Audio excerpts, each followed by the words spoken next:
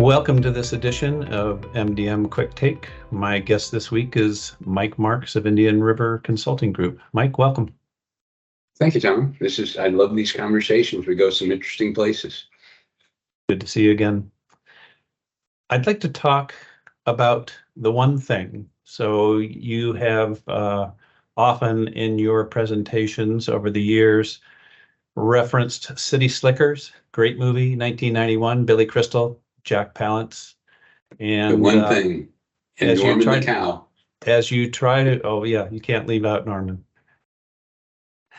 So, but you've used it to very good effect in terms of helping people focus on what's really important. And I was thinking this week, particularly around 2024 and how that's shaping up. And I talked about it a little bit earlier in a blog this week, but I was around the whole notion that, the way this year is playing out is, who knows what's going to happen in terms of the business cycle, but there's a lot more positive readings potentially.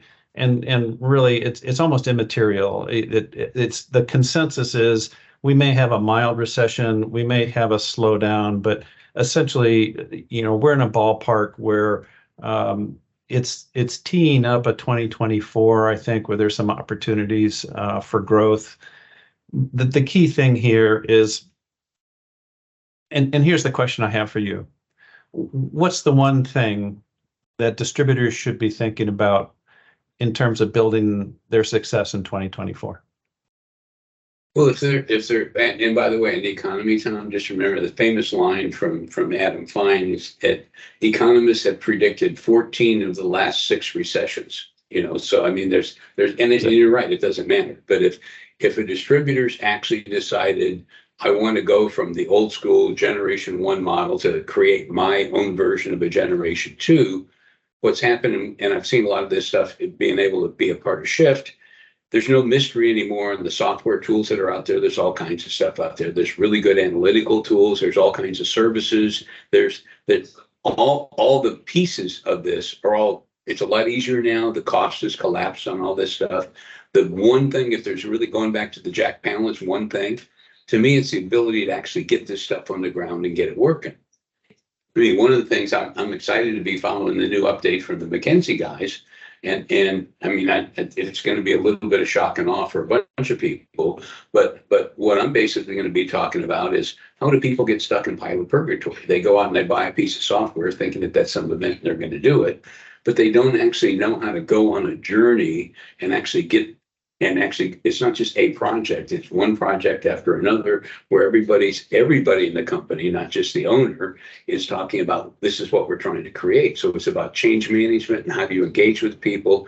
And since we've been consulting with a lot of folks and we've seen a lot of folks get stuck, I mean, nobody's going to hire a consultant if they're up and going to the right and everything's wonderful. We get the phone call when it turns to sour owl poop or the Salesforce rebels.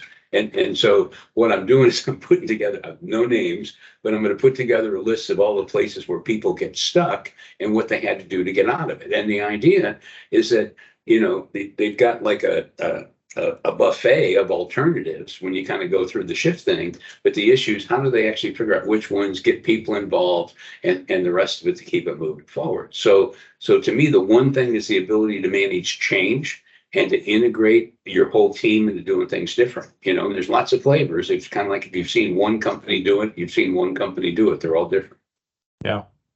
And I think that's exactly it. And I mean, that's the reason, as you and I planned out how we were going to do Shift differently than we have in the past.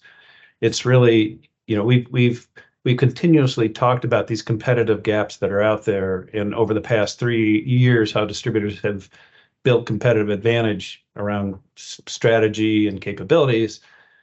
And the real differentiator were those who pivoted faster than competitors to exactly to the ways that the customer want to buy, the whole virtual marketplace, anything Amazon Business has been impacting talent, inflation, supply chain, whatever thing's going on. Those companies that were able to get their teams future focused and really starting to orient around, okay, what do we do? How do we pivot? And how do we get there quickly? And so that's really what our whole goal is this year is to this the real competitive differentiator isn't going to be who's got the better website in 2024. That's becoming much more common denominator. Data analytics, there's still some definite competitive advantage to be built there in terms of how you're leveraging that versus others, and that definitely will be in the room when we get together in September. But I really think is that the real competitive capability that's going to separate people in 2024 is this ability to transform, to make that transition, to move forward. And that's why we're bringing in a much bigger component around the people, the talent, the culture, and even mental health, because that's today is becoming such a bigger issue as far as how functional and how productive teams are going in the future with so many new people coming into the industry now. Well, and it's all part of that's the foundation of the Great Resignation. And to me, it's really about the money, right? And it just if people are fried, it's all the command and control thing's gone. You just got to get the best people and keep them engaged. So, yeah. I mean, this is not, well, let's just put it this way. This is not some touchy-feely, telling everybody what they're supposed to do. This is how do you actually get people engaged and help them through it. I've always believed that in a distribution business, it's so hard. All of our resources go home at 5 or 6 o'clock at night, and you hope they come back in the morning. Manufacturers have property, plant, and equipment, and if they're not doing well and not coming back, it's costing you money. So how do we need if I got somebody that's got a personal problem and divorce and drugs or what? I mean, who knows? It's cheaper to take care and solve the problem than it is to let them flame out and go get somebody else. There aren't all kinds of good people around. It takes a long time to get somebody to fit in. Yeah. I'm really excited about who you managed to pull into that. I still want to figure out how you managed to do it, but that was a nice coup. We're going to have a fantastic, and here's really the point around this whole conversation is, I mean, if you can't make it to shift, I think it's really critical time right now to do an assessment of where you are as far as your team, as far as where you are on the technology spectrum, where you are in terms of your transition from a very dominant outside sales to much more of a hybrid sales. And also the other component is around the data analytics. We're doing assessments around each of those to kick off Shift 2023, and then we're wrapping it up. Actually, McKinsey's transformation team is doing a wrap-up seminar before everybody walks out the door and goes home on specifically what's that formula for transformation success. So we're beating a drum here, but it really, I think this industry has evolved here where we're coming back into, I know this is going to come back and bite me, but a much more of a normal cycle in terms of rather than the kind of the roller coaster environment that we've been in the last couple of years.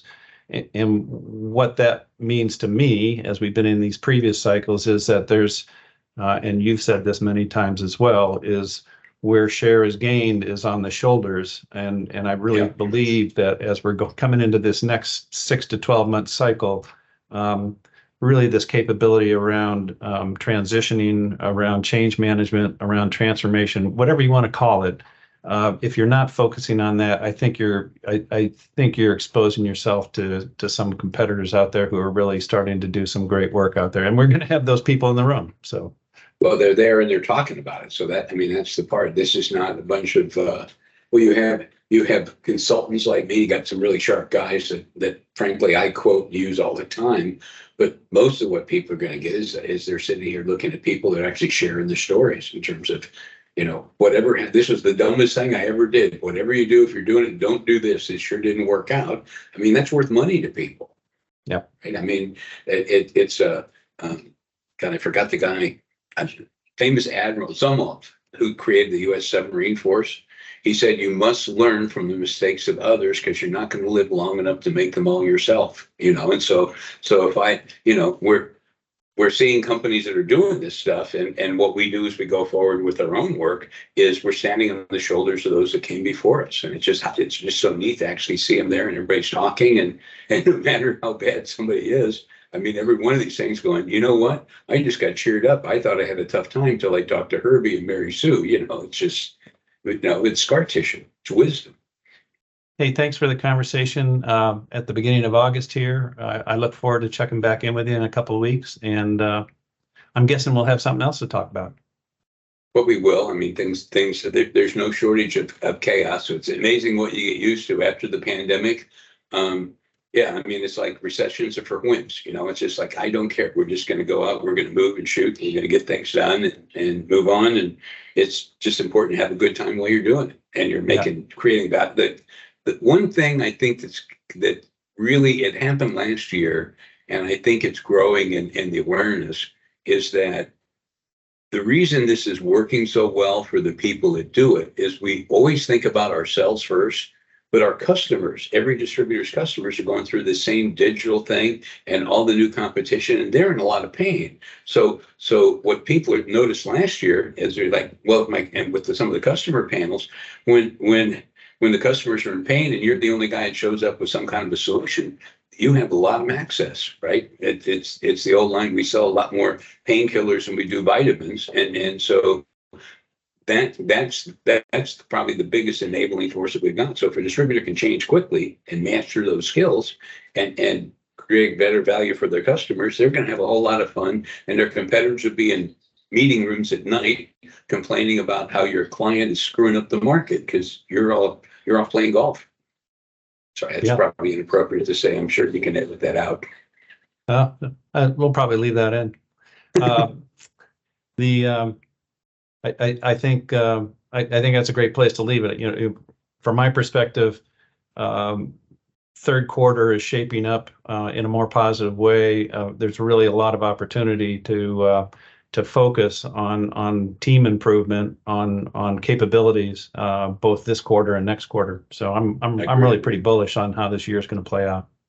Well, it's going to be fun. I'll look forward to the next conversation. I'm really looking forward to shift this year. This is going to be, well, we get smarter every year. You do it better. So, I mean, I don't, last year we we're talking, how are we going to do better? And I think we knocked it out of the park, but we'll wait and see. Amen. Thanks, Mike. Take care. All right. Have a good one, buddy.